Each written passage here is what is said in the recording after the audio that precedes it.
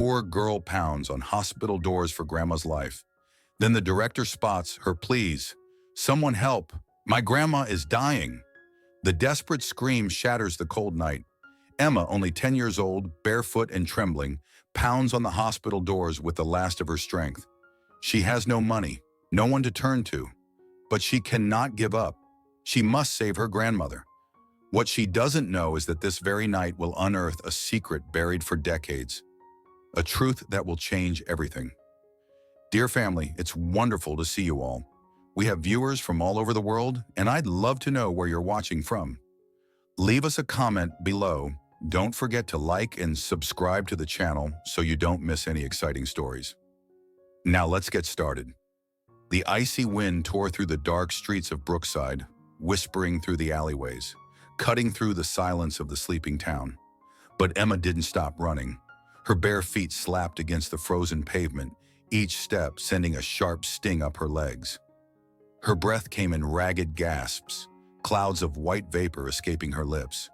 She had no coat, no shoes, no time to think about the pain.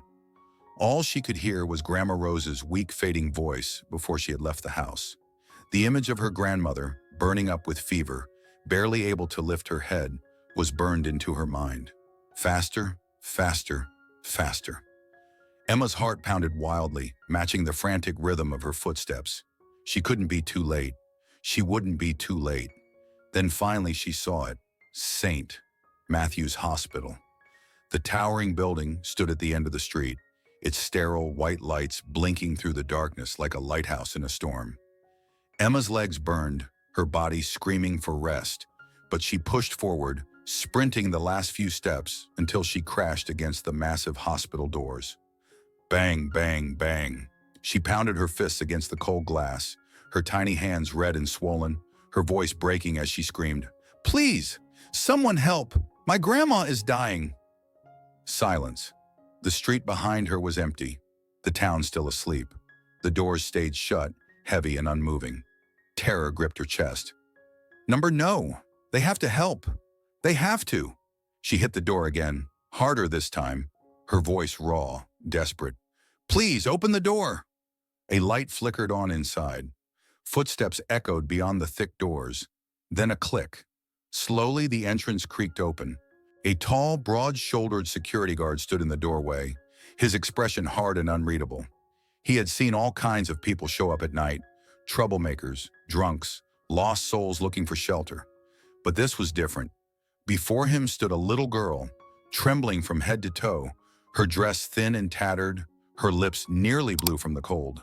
Her wide eyes, glistening with unshed tears, stared up at him with a desperation that knocked the breath from his chest. He hesitated. The hospital had rules, strict rules. No patients admitted without proper intake. But looking at this child, this tiny, shaking child who looked like she hadn't eaten in days, something inside him cracked. "Sir, please," Emma whispered, her voice barely above a breath. "She's all I have." The guard swallowed hard. He had kids. He knew that kind of fear. He had seen it before, just never from someone so young. "Wait here," he muttered, stepping back. The doors clicked shut, leaving Emma outside in the cold again, but she didn't move. She pressed her forehead against the glass, her breath fogging up the surface, watching as the guard disappeared down the hall. Minutes crawled by. Each second felt like a lifetime. Emma's arms wrapped tightly around her own body, rocking slightly to fight the cold. She had done everything she could. Now she could only pray. Then, movement. The doors swung open again, and this time a woman in a crisp white nurse's uniform stepped out. She had soft brown eyes and gentle hands, her name tag reading Lisa. She knelt in front of Emma, her voice calm but urgent.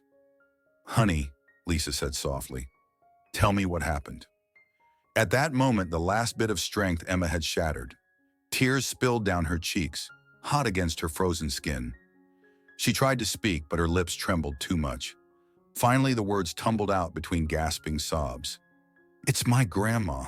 She's so sick. I don't know what to do. Please, you have to help her." Lisa's eyes darkened with concern as she stood up, already signaling to the guard. "Bring her inside," she ordered. "Now! The warmth of St. Matthew's Hospital enveloped Emma as she stepped inside, but she barely noticed. Her body still trembled, her hands curled into tight fists at her sides, her breath coming in quick, shallow gasps. The bright overhead lights flickered against the pristine white floors, a stark contrast to the cold, unforgiving streets she had just escaped. Nurse Lisa's grip on her small shoulders was gentle yet firm, grounding Emma in a moment that felt unreal. "You're safe now, honey," Lisa said softly. "Take a deep breath. We're going to help your grandma, okay?" Emma nodded, but her body remained rigid. The weight of uncertainty pressed down on her chest. Had she made it in time? Would they even help her? Lisa turned toward the admissions desk, preparing to call in assistance, when suddenly a sharp, authoritative voice cut through the sterile air like a blade. "What's going on here?" The air seemed to shift, and Emma felt Lisa's hand instinctively tighten on her shoulder. She turned her head slowly toward the voice. A tall man in a crisp white coat stood in the hallway, his presence commanding, almost intimidating. His hair, once dark, was streaked with silver at the temples, his face marked by deep lines of experience and control. He carried himself with the confidence of someone who had spent years making life or death decisions. His name tag read, Dr. Henry Carter. The moment his piercing blue eyes landed on Emma, his entire body stiffened. The clipboard he had been holding slipped from his fingers, clattering to the floor. The sound echoed through the hallway, but he didn't seem to notice. His expression, once firm and unreadable, shifted into something else entirely. Shock, disbelief, even fear. Emma froze, suddenly feeling smaller than ever beneath his gaze. Why was this man looking at her like that? The color drained from Dr. Carter's face. His usually upright posture swayed unsteadily, and then his knees buckled. Before anyone could react, the respected hospital director dropped to the ground. A gasp rippled through the nearby nurses, who had been accustomed to his unshakable presence. Lisa instinctively took a step toward him, her brows knitting together in confusion. "Dr. Carter?" she asked hesitantly. But he didn't respond. His wide, stunned gaze remained locked on Emma, as if she weren't a child standing before him, but a ghost from the past. Emma's heart pounded in her chest, but she didn't dare move. Why was this man acting like this? What did he see when he looked at her? She had come to the hospital to save her grandmother, but in that moment, she realized something far bigger was unfolding. Something she wasn't prepared for. The hospital hallway stood still. The once sterile air felt thick, charged with an emotion that no one, not the nurses, not the security guard, not even Emma herself, could fully comprehend. Dr. Henry Carter remained kneeling on the cold tile floor, his breath uneven, his hands clenched at his sides as if trying to ground himself in reality. But reality had just shattered before him. Emma's wide brown eyes flickered between the man before her and the startled nurses around them. She took a small step backward, suddenly unsure if she had made a mistake coming here. What's wrong?" she asked, her voice barely above a whisper. Henry's lips parted slightly as if he wanted to speak, but no words came. Lisa, still at Emma's side, knelt next to the doctor, concern creasing her face. "Dr. Carter, are you all right?" The question seemed to snap him back to the present. He blinked, his expression shifting from shock to urgency. Without wasting another second, he looked straight at Emma. "What's your name, child?" His voice was softer now, but strained, as if every muscle in his body was fighting to hold something back. Emma hesitated, her hands tightening into fists at her sides. She wasn't sure what was happening, but she knew she had to stay focused. "Emma," she said quietly. "Emma Bennett." A flicker of something indescribable passed through Henry's eyes. His breath hitched, his hands trembling ever so slightly. "And your grandmother?" he pressed, though he already felt the answer forming in his chest like a terrible, undeniable truth. Emma swallowed, still confused by his intensity. "Rose Bennett." Henry went completely still. The name hit him like a bolt of lightning, searing through him, igniting memories he had buried for decades. For a moment, the sounds of the hospital, the distant beeping of machines, the hushed voices of nurses, faded into nothing. All he could hear was the pounding of his own heartbeat, loud and relentless in his ears. Rose Bennett. It couldn't be. He hasn't spoken that name for 20 years. A nurse stepped forward, sensing something was terribly wrong. "Dr. Carter, what is it?" But Henry didn't answer.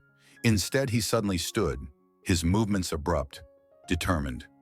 "Get an ambulance. Now." His voice, though firm, was not the same cold, calculated tone the staff was used to. There was an urgency, a desperation, that made everyone pause. Lisa, startled, exchanged a glance with the security guard before looking back at him. "Dr. Carter, are you sure? We don't even know." "I said now." His voice shook slightly, but there was no room for argument. Emma flinched at the sharpness in his tone, but something about his expression made her stomach tighten. Why did this stranger react like that?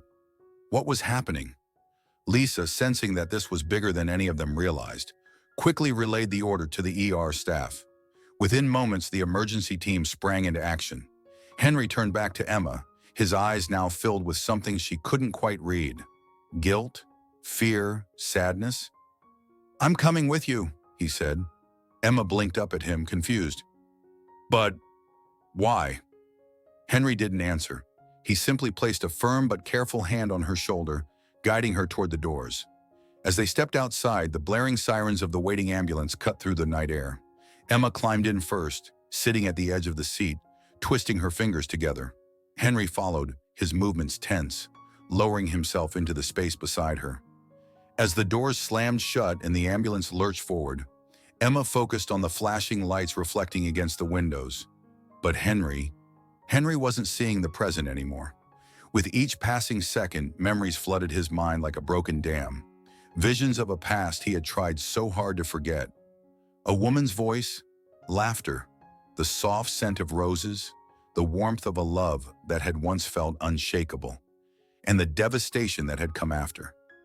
Henry closed his eyes tightly, pressing his fingers against his temple as if trying to stop the past from consuming him. But it was too late. The past had finally caught up with him. The ambulance tore through the quiet streets of Brookside, its sirens wailing against the stillness of the night. Inside, Emma sat stiffly, her small hands balled into fists in her lap. Every jolt of the vehicle sent a tremor through her tiny frame. But she didn't care. She just wanted to get home. Henry sat across from her, his usually stoic demeanor unraveling as he studied the girl before him. She was so small, so fragile, and yet so much like her.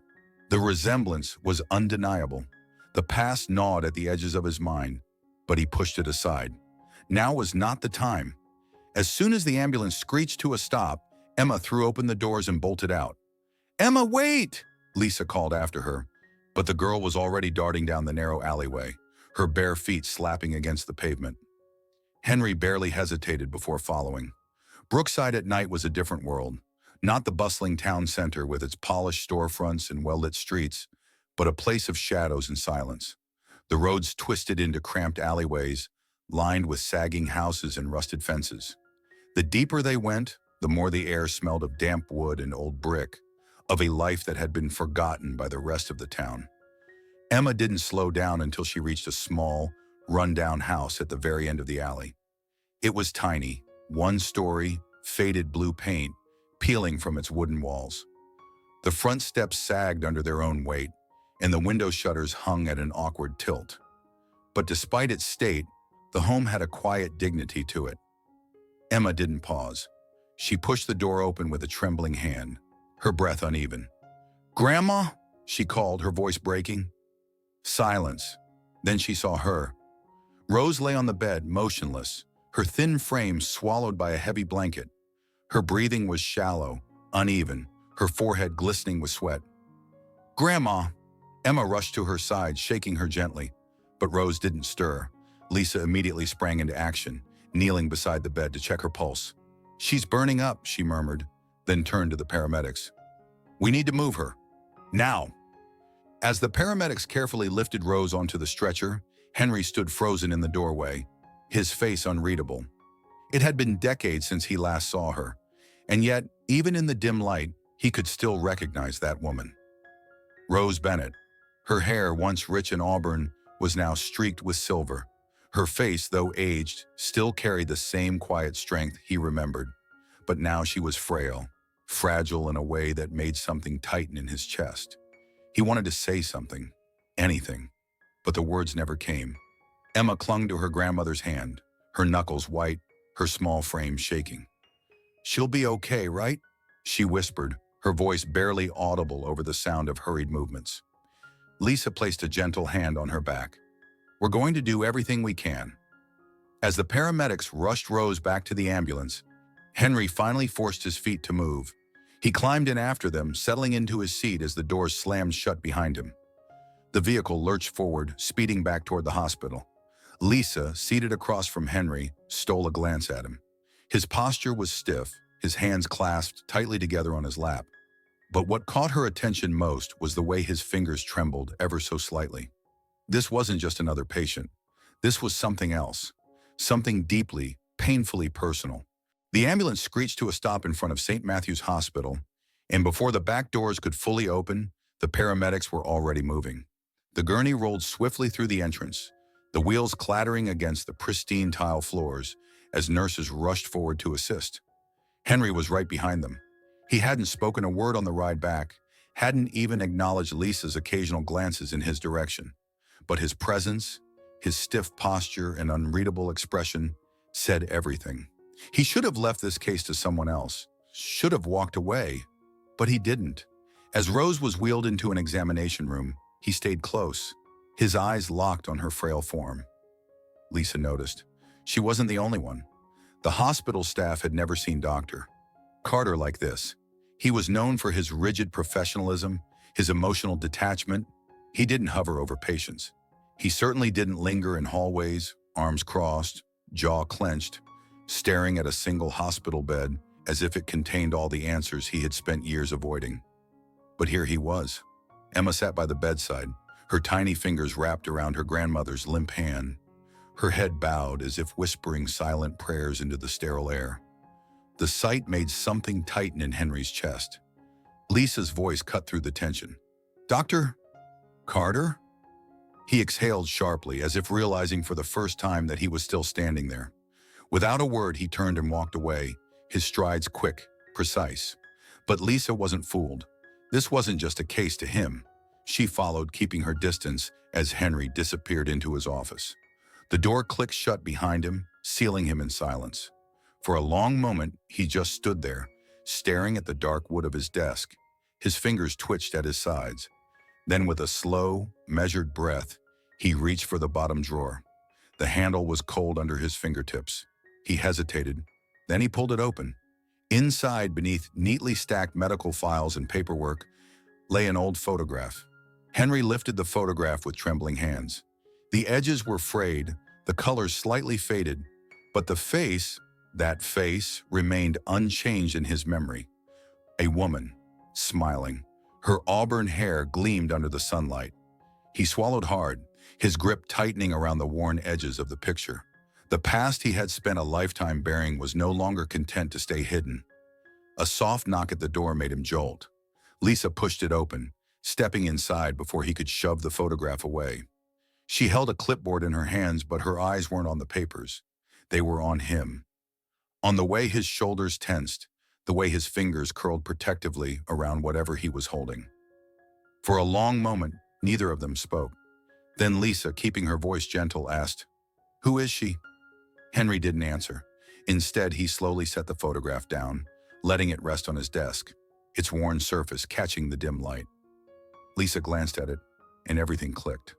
Her breath caught. The resemblance was unmistakable. She looked back up at Henry, her voice barely above a whisper. "Emma?"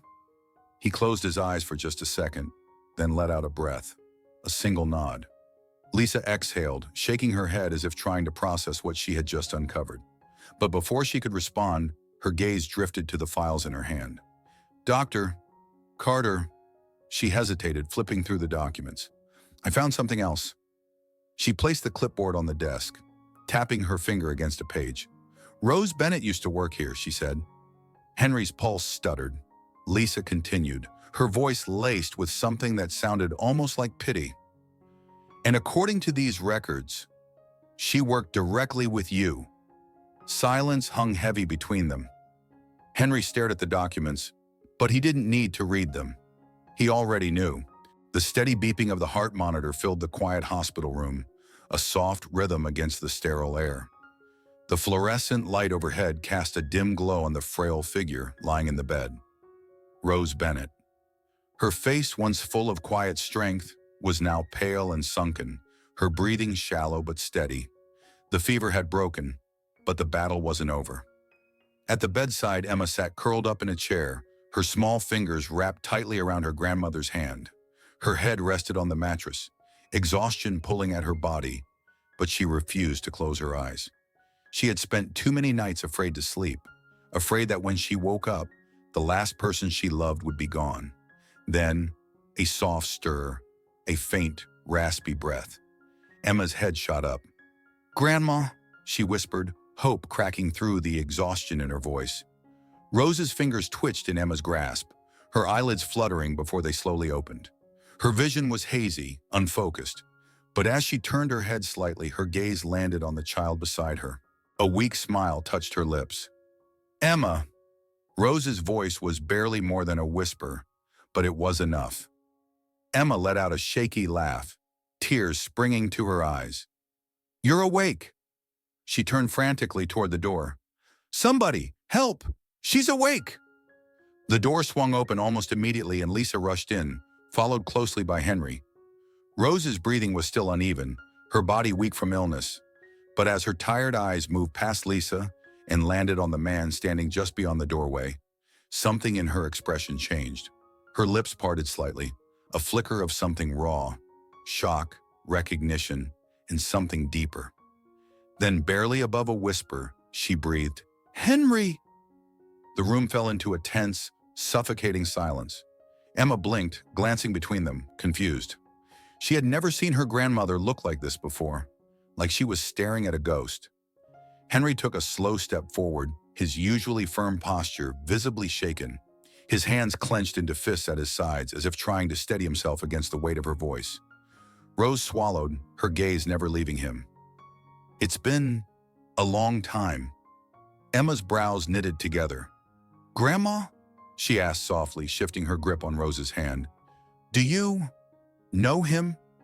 Rose turned to Emma, her tired eyes full of something indecipherable, something caught between sorrow and something else. "Yes, sweetheart," she murmured, her voice thick with exhaustion. "Dr. Carter and I go way back." Emma's lips parted slightly.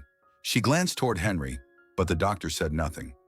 Lisa, standing near the monitors, watched carefully, her mind piecing together what had been obvious all along.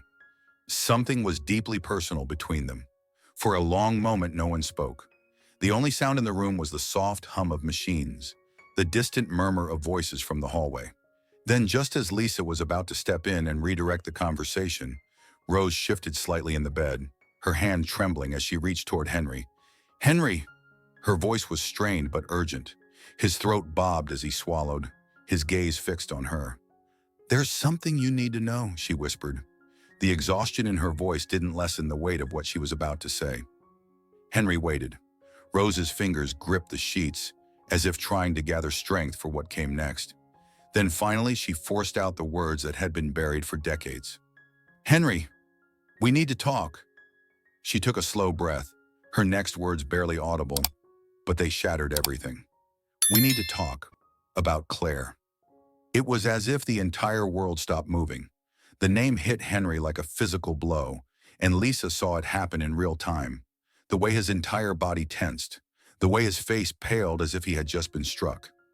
For the first time in his career, Henry Carter looked unsteady on his feet, and Emma, still sitting beside her grandmother, had no idea that this moment, these few words, would change her life forever. Lisa could feel the tension thick in the air, pressing down like a storm about to break.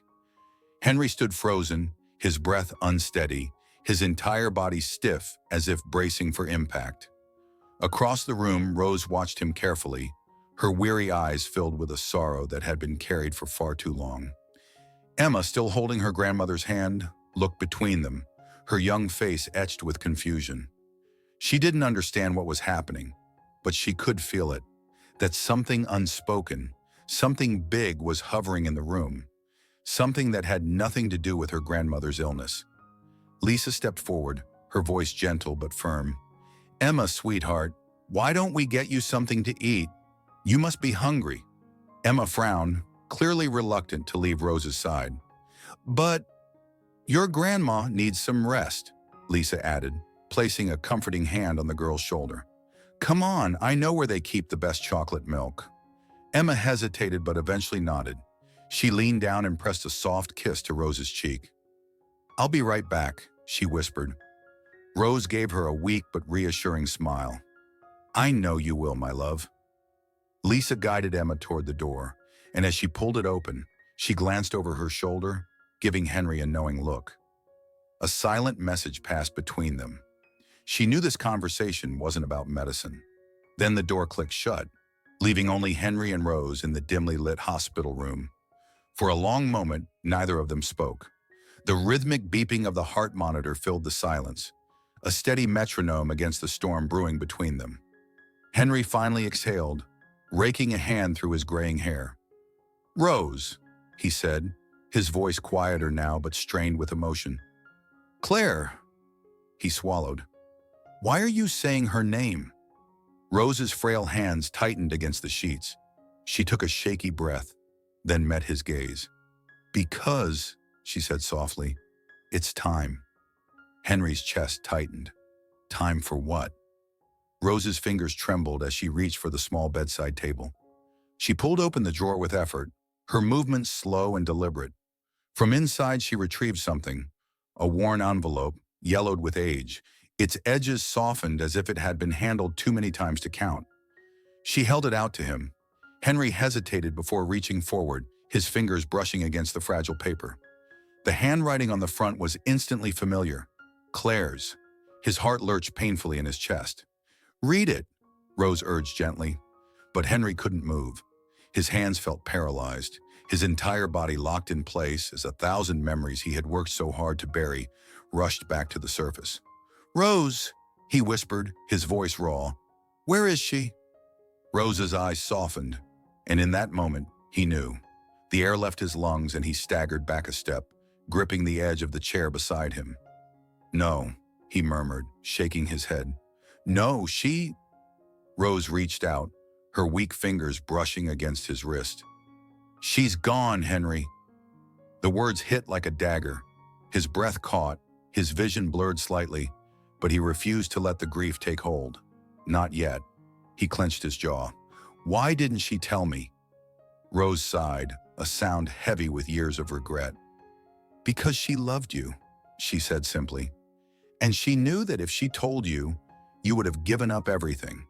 Your residency, your future, everything you worked for." Henry's hands tightened into fists. "That wasn't her decision to make." "No," Rose agreed softly, "but she made it anyway." Henry's throat burned. He wanted to argue, wanted to say that Claire should have trusted him, should have given him the choice. But deep down, he knew Claire. She was selfless to a fault. She had always put others before herself. His hands shook as he looked down at the envelope, as if it might disintegrate in his grasp. Then Rose's voice broke the silence. "She didn't just keep herself from you, Henry." He looked up sharply, and then, the final blow. "She kept Emma from you, too." The room spun. His pulse roared in his ears, his grip on the letter tightening. He felt unsteady, as if the ground beneath him had shifted, as if he had stepped into a reality that no longer made sense. His lips parted, but no sound came. Rose's voice was gentle but firm. "Emma," she whispered, "is your daughter." Henry staggered back, knocking into the chair behind him.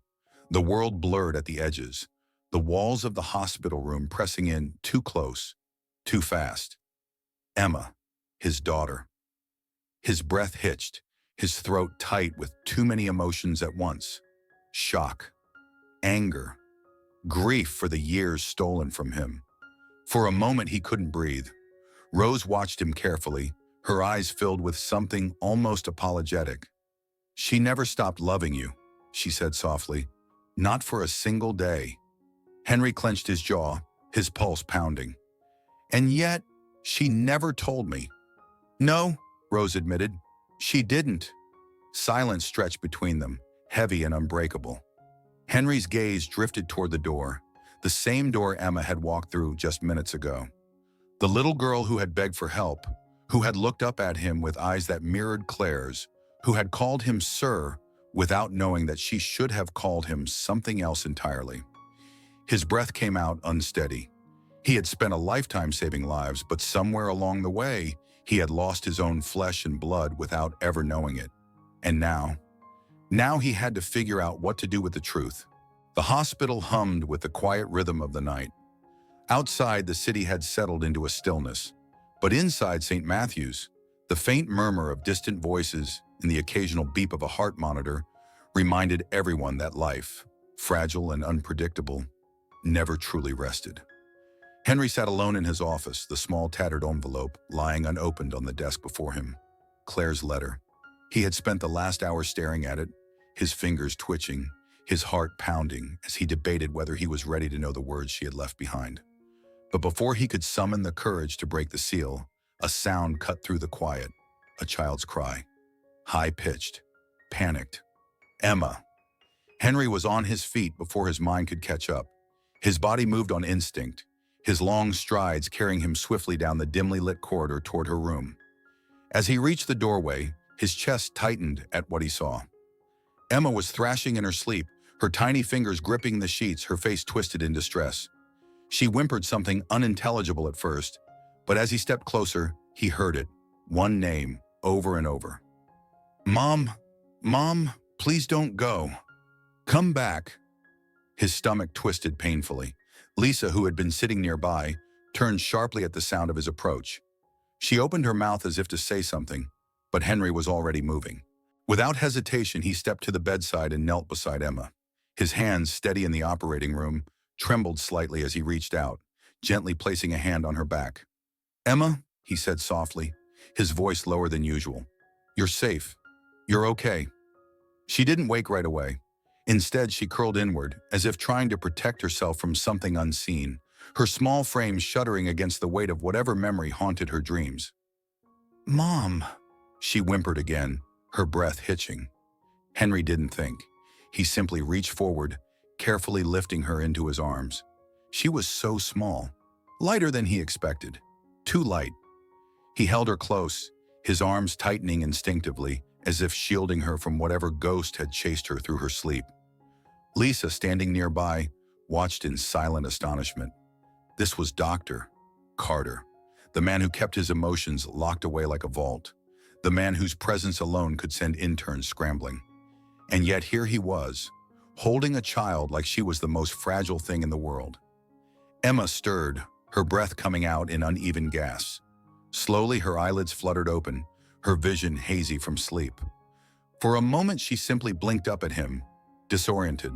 Then her brows furrowed slightly, her small fingers grasping at the fabric of his shirt. Henry expected fear, confusion, maybe even the instinct to pull away. But instead, Emma just stared at him, really stared. And then, a simple question, one that changed everything. Why do your eyes, she murmured, her voice still heavy with sleep, look just like my mom's in the pictures? The room plunged into silence. Henry's breath caught. Lisa stiffened. The beeping of the heart monitor suddenly sounded too loud, the walls too close. For the first time, Emma saw it. The same deep-set gaze, the same sharp angles in his face, the same familiar intensity that she had only ever seen in faded photographs of her mother. She blinked, confused. That doesn't make sense. Her eyes flickered to Rose, who had woken in the bed beside her, watching the exchange unfold with an expression too heavy to be ignored. And then, the truth that could no longer be hidden. Rose took a slow breath. Then, in the quietest voice, she whispered, "Because, sweetheart, Dr. Carter's your father." Henry squeezed his eyes shut, as if the weight of those words physically hit him. Emma's tiny fingers, still clutching his shirt, suddenly loosened. Her whole body recoiled, her breath hitched, her lips parting, but no words came, because in that moment, her whole world shifted. The room felt impossibly still, as if the air itself had been stolen away. Emma didn't move. She barely breathed. Her grandmother's words hung in the space between them, heavy and unshakable. "Dr. Carter is your father." She blinked, staring up at Henry, searching his face for some kind of denial, some explanation that would make it all make sense. But he said nothing. And that silence, that aching, deafening silence, was its own kind of truth. Emma's small hands curled into the fabric of her pajama top, her throat tightening. But that can't be right," she whispered. "That doesn't make sense." Henry opened his mouth, then closed it again. He had spent his entire career giving answers, making life or death decisions with absolute certainty. But standing here, looking at this little girl, his little girl, he had never felt more lost in his entire life. Emma shook her head slightly, her brows furrowing. "If," her voice faltered, then steadied. "If you're my dad, then why weren't you ever there?" Henry's breath caught, the words hitting like a punch to the chest. He could feel Lisa watching from the doorway, could hear the faint beeping of Rose's heart monitor. But nothing existed beyond Emma's wide, tear-filled eyes. He swallowed hard, his throat tight with guilt. "Emma," his voice was rough, uneven. He took a step closer, but she didn't move. "I didn't know." Emma stared at him, confused. "What do you mean you didn't know?" Henry exhaled sharply, running a shaky hand through his graying hair. "Your mother never told me," he admitted. "I didn't even know she—" His voice broke slightly and he forced himself to continue. "I didn't know about you." Emma's gaze flickered toward Rose, and something inside Henry twisted at the way her small hands trembled at her sides. "Is that true?" she whispered. Rose's tired eyes filled with regret. "Yes, sweetheart," she said softly. "Your mother wanted to protect him. She thought telling him would only hold him back." Emma blinked rapidly, as if trying to push back the tears. "That's not fair," she whispered, barely able to get the words out. "That's not fair to me." The raw honesty in her voice shattered something inside Henry. He took a step closer, then another, until he was right in front of her. His hands itched to reach out, but he didn't know if he had the right. "I know," he whispered, his voice breaking. "I know it's not fair, and I can't change what's already happened, Emma, but—" His breath shook. "But I'm here now, and if you let me, I want to be your father." A single tear slipped down Emma's cheek. She didn't say anything for a long moment, just studied him with those same eyes, Claire's eyes. Then, without a word, she reached up and wiped away the tear that Henry hadn't even realized had fallen down his own face. "It's okay," she whispered. "You're here now." Henry let out a shaky breath, and in that moment, something inside him broke completely. All the years of not knowing, the lost time, the grief, the regret. He couldn't fix the past, but he could hold on to this moment. His arms moved before he could stop them, pulling Emma against his chest. For a split second, she stiffened. Then she sank into him, small, warm, real. And for the first time in his life, Henry Carter knew what it meant to be a father. The sun had just begun to rise over St. Matthew's Hospital, casting a soft golden glow through the windows. The night had been long, filled with truths that had changed everything. But now, as the first light of morning crept across the sterile white floors, a sense of quiet resolution settled in the air. Henry sat beside Emma's hospital bed, his elbows resting on his knees, his hands clasped together. He had barely slept, but for the first time in years, exhaustion wasn't what weighed on him most. Across from him, Rose watched him carefully. She was stronger today, her color returning, though the weariness in her eyes remained. The weight of a lifetime of secrets had taken its toll, and though she had carried them out of love, she could see now. Some truths weren't meant to stay hidden. Emma stirred, stretching slightly before blinking up at him. Her small face, still soft with sleep, studied him with quiet curiosity. Henry couldn't help but wonder what she saw when she looked at him now. Not just Dr. Carter, the hospital director, but something else, someone else. She sat up, rubbing at her eyes before glancing toward her grandmother. "Did you sleep okay, Grandma?" Rose smiled. "Better than I have in a long time, sweetheart." Emma turned back to Henry, tilting her head slightly. "Did you stay here all night?" He hesitated for only a second. "I did." A small smile tugged at the corner of her lips. "You didn't have to." Henry let out a soft breath, shaking his head. Yeah, he murmured. I did. Rose watched the exchange with quiet understanding. Henry turned to her then, his expression more serious now. Rose, he said, voice steady, determined. I want to take care of you both, you and Emma. You won't have to worry about anything anymore. Come live with me. Let me give you a home. Rose didn't respond right away. She looked down at Emma, who was watching them both closely, then back at Henry. You don't owe us anything, she said softly. Henry's jaw tightened. That's not what this is about. She studied him for a moment longer before sighing. It's a big change, she said finally. Emma's life has already been turned upside down. I don't want to disrupt it even more. Emma, who had been listening quietly, straightened slightly. We could, try it first, she said thoughtfully. Just visit. See how it feels. Henry blinked at her, momentarily caught off guard. Then, to his own surprise, he smiled. The girl was wise beyond her years. That sounds fair, he agreed. Emma grinned, clearly pleased with the compromise. You know, Grandma, she added, swinging her legs over the edge of the bed, it wouldn't be so bad having our own rooms. Rose let out a soft chuckle, shaking her head. You're really considering this, aren't you? Emma shrugged. I mean, he is my dad. The word struck Henry somewhere deep. My dad. For so long, he had been Doctor Carter to the world. But here, in this moment, he was something else. Someone else. The thought filled his chest with a feeling he hadn't known he was missing. Lisa poked her head in then, smiling warmly at the scene. You're awake, she said to Emma. Good. We need our newest little helper back on her feet. Emma beamed. Helper? Lisa nodded. The whole hospital is talking about you. You brightened up every room you visited yesterday. Patients, nurses, even the grumpy overnight staff. I think we'd all be a little lost without you now. Emma giggled, her joy infectious. Henry watched her, a strange sense of awe washing over him. She had been through so much, and yet here she was, smiling, giving, bringing warmth wherever she went. She had her mother's heart, and now she had him too. The weeks that followed were filled with small but profound changes. Rose and Emma visited Henry's house just as they had agreed. At first it felt strange. The house was too big, too quiet, a place built for a man who had spent his life focused on work, not family. But slowly warmth began to seep into its walls. Rose found a cozy spot by the kitchen window, where the morning sun poured in, perfect for reading or having a quiet cup of tea. Emma filled the once empty hallways with her laughter, her drawings, her presence. And Henry, for the first time in years, didn't feel alone. At the hospital, Emma became a familiar face.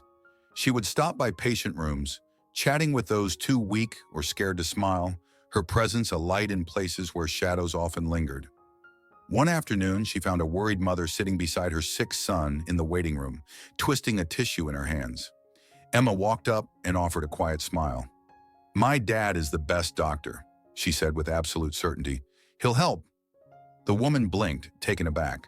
But something in Emma's steady, unshakable belief soothed her. She reached over, squeezing Emma's hand.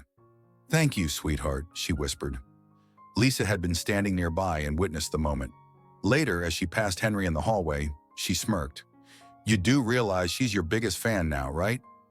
Henry glanced over at Emma, who was helping a nurse hand out juice to patients in the pediatric ward. She caught his eye, grinned, and waved enthusiastically. A soft chuckle rumbled in his chest. I think I'm hers too. But perhaps the biggest change came when Henry made a decision that surprised even himself. One evening after everyone had gone home, he sat in his office staring at Claire's letter. He had read it a dozen times, memorized every curve of her handwriting, every word she had left behind. She had given everything to ensure he had the future he had dreamed of, and now it was his turn to honor her. So he did. He founded the Claire Bennett Fund, a medical program dedicated to helping families who couldn't afford treatment. No child should have to pound on hospital doors in desperation. No one should be turned away because they didn't have enough. When the hospital board asked why he was doing it, he simply replied, because I should have done this a long time ago. Rose also found her place, not just in Henry's home, but in the hospital as well. She started volunteering in the children's ward, sitting with kids whose families couldn't be there all the time. She read stories, held small hands through difficult nights, and reminded them they weren't alone. It was during one of those quiet evenings at home that Emma surprised Henry with a gift. She walked into his study, holding something behind her back. "I made you something," she announced, a little shy but proud. He smiled. "Yeah? Let's see it." She handed him a drawing. It was simple, drawn with crayons, but it took his breath away. There they were, Emma, Rose, and himself, standing together. But between them, drawn in soft golden light, was another figure, Claire. Henry stared at the picture for a long time. Emma, sensing his emotion, placed a small hand on his arm. "She's still with us," she said softly. He swallowed hard, then pulled Emma into a hug. "Yeah," he murmured, his voice thick with emotion. "She is." And for the first time in decades, Henry Carter felt whole. Life has a way of bringing us back to the things we thought were lost forever. Sometimes it happens in the most unexpected of ways. A desperate knock on a hospital door, a truth buried for decades, a love that refuses to fade. Henry Carter never imagined that one night, a small, shivering child would break through the carefully built walls of his life and redefine everything he thought he knew. He had spent his years saving others, yet he had unknowingly lost the most precious thing of all, a daughter he never knew existed. But life is not just about what we lose, it's about what we choose to rebuild. This story teaches us that love is not bound by time, nor is it erased by absence. Even after years apart, even through mistakes and missed chances, love finds a way to return, to heal, to mend, to bring us home. Henry didn't get to be there for Emma's first steps, her first words, her early years of laughter and tears. But when fate gave him a second chance, he took it. Because at the end of the day, it is not the years we miss that define us. It is what we do with the time we have left. It also reminds us that forgiveness is one of the most powerful gifts we can give, not just to others, but to ourselves. Rose carried the weight of a secret for years, believing she was honoring Claire's wishes. Henry wrestled with the ache of lost time. And Emma, despite her young age, had every reason to hold on to resentment. But she chose something else. She chose to embrace the present instead of mourning the past. She chose love over anger, and in doing so, she changed all of their lives. Perhaps there's something in this story that speaks to you. Maybe you too have someone you've lost touch with, a wound that hasn't quite healed, a bridge that has yet to be rebuilt. Maybe this is your sign that it's not too late. If this story moved you, I'd love to hear your thoughts. Share your experiences, your reflections, because stories like these aren't just meant to be heard. They're meant to be felt. And if you want more stories that remind us of the power of family, love, and redemption, subscribe to our channel. Because sometimes the stories we need most are the ones that remind us that even in our darkest moments, there's always a light waiting to guide us home. Thank you for being part of this journey. See you in the next story.